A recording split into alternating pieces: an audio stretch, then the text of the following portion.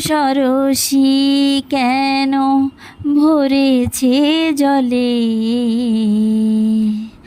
কত কি রয়েছে লেখা কাজলে কাজলে।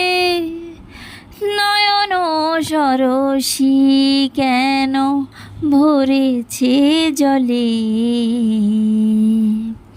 কত কি রয়েছে লেখা কাজলে কাজলে।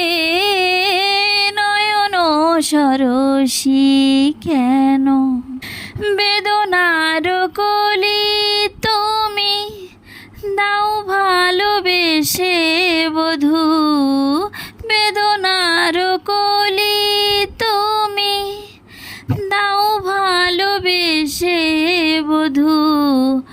ফুল ফোটানোর ছলে আমি ভরে দেব মধু। সারা মন কেন তুমি চোখে সাজালে, কত কি রয়েছে লেখা কাজলে কাজলে।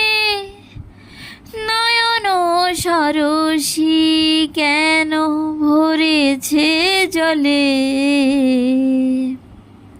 কত কি রয়েছে লেখা কাজলে কাজলে। নয়ন সরসী কেন। হাই এভরিওয়ান, নমস্কার।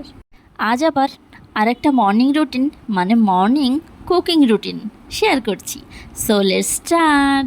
হয়েছিল করলা ভর্তা, আম ডাল, রুই মাছ মিষ্টি কুমড়ার তরকারি, দেবাত্রীর জন্য পাবদা মাছ, কাঁচকলা ভাজি আর মিষ্টি কুমড়া ভাজি।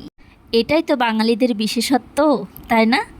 বাঙালি রান্না মানেই একের পর এক আইটেম, আর যে কি মজার মজার খাবার। আমার মনে হয় বাঙালিদের মতো মুখের স্বাদ আর কারও নেই। যথারীতি প্রথমে সবজিগুলো কেটে ধুয়ে একদম ক্লিন করে নিয়েছি।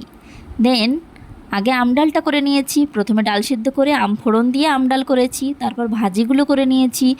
মিষ্টি কুমড়া ভাজি, কলা ভাজি, মাছটা ভেজে নিয়েছি, আর অন্য পাশে কুমড়ো একটু ভেজে নিয়ে জল ঢেলে দিয়ে তারপর মাছটা ভেজে দিয়ে শেষে একটু সোমবার দিয়ে দিয়েছি। আর তারপর করেছি দেবাত্রীর জন্য সেম প্রসেসে অল্প ঝাল দিয়ে পাবদা মাছের একটু আলাদা ঝোল করে নিয়েছি। আর করলা ভর্তা ছিল, আর আগের একটু এঁচড় ছিল। এঁচড়টা কিন্তু বেশ ভালো ছিল খেতে। আর করলা ভর্তাটা ঝাল বাদে ভালো করে মেখে নিয়েছি। মেখে নিয়েই প্রথমে দেবাত্রীর পাপাকে খেতে দিয়েছি। আজ এটুকুই। কেমন হলো বলবেন। সবাইকে টাটা।